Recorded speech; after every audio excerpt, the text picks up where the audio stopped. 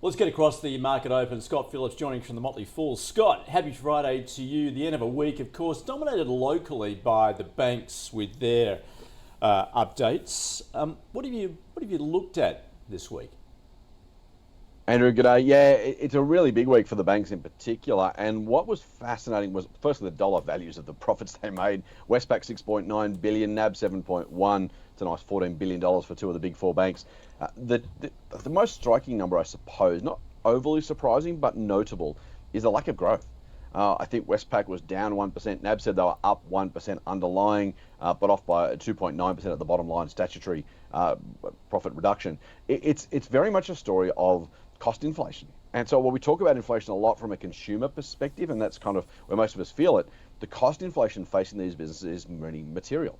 NAB managed to grow its deposits by over 7%, its loan book by over 5%, and still couldn't find growth.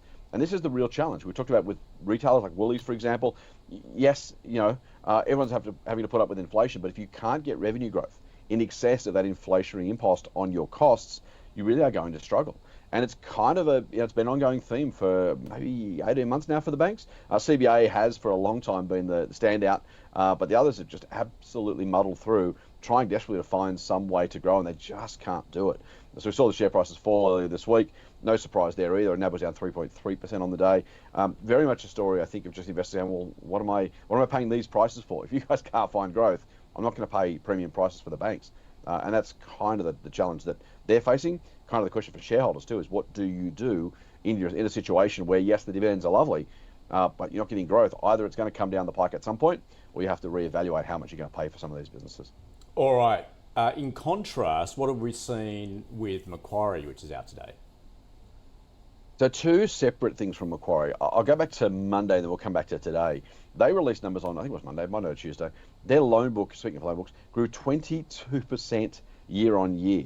Now, yes, from a small base, but apparently their loan book's about a quarter of the size of ANZ's by way of contrast. So they are absolutely making hay while the sun shines. And it's part of the reason why the big banks are struggling to get that loan book growth to pay for those increased costs. Macquarie's doing a spectacularly great job of being really laser focused on what it wants to do.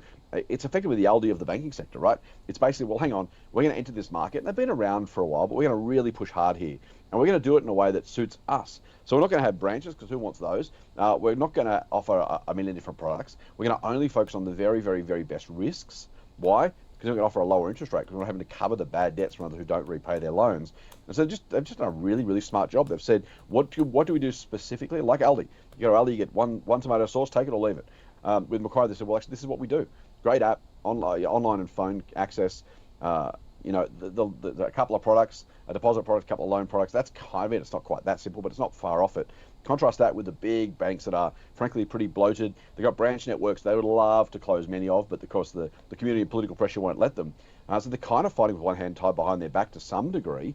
When Macquarie, the new entrant, says, well, I don't have those legacy problems. I'm going to do it my way, and I'm going to make a bit of money out of it. The other thing is the tech stack they're using. And again, it's not brand new. It's been around for a little while, but compare that with the big banks with multiple systems held together with sticky tape and string and whatever else. I imagine there's probably some green screen systems somewhere in those banks at some point.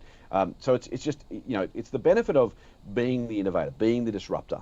Yes, it's great being an incumbent, and for the longest time, the big four banks have grown by knocking back every bit of competition, right? The regional banks, the building societies, the member-owned banks, they kind of keep growing and growing, Pac-Manning up, buying those businesses or simply, pushing them to the side.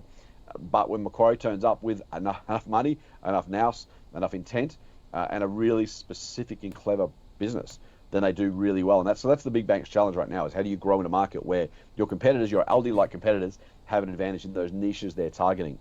Now, let's go to today. The profit from Macquarie out, not bad, 3% up, which is okay year on year. The market was expecting more, so I'll wait and see what happens to the share price today, but it might be a rocky day for Macquarie shareholders. Almost $1 trillion of assets under management, 959 billion, that's up 5%. So an okay result from Macquarie. Like everything, we talk about earnings season, expectation season. The share price will respond not to the earnings, but how the earnings compared to what the market was already expecting. Not a bad result from Macquarie. Again, you'd always want more as a shareholder. You're hoping for more. The Millionaires Factory's got a great reputation for delivering more, so this will be disappointing. But hard to be too critical of the result in itself. So, Scott, more broadly, what are you seeing on the local share market, of course, dominated by the big banks and also the resources sector? Goodness, I mean, those commodity Yeah. prices have been very volatile. They really have, and this has been. I mean, the last couple of weeks have been really volatile. Has been the word, right? I think it was the last 8 trading sessions we've been down, up yesterday, and then only one of the previous 7. So it's very much a story of, I think, uncertain investment environment because we had interest rates earlier this week. So that plays into it as well. You got the US shutdown going on, some concerns there about what their market might be doing. Is it overheated? Is it toppy? Those things seem to be on investors' minds. And so yes, at a sentiment level, very volatile. The commodity prices, you say, very volatile. Here's the problem for the ASX: you've got volatile commodities and you've got low growth banks. And as you say, they are more than half the market between them. So you say, well, what do you go to next? Now, the great thing, if you're a stock picker, is you get to say, well, I don't need to play that game. I can go and find something I like that doesn't have those characteristics. So we always look at the market separate to individual companies that make up that market where you can pick and choose. And there's plenty of opportunity there for investors who want to look around.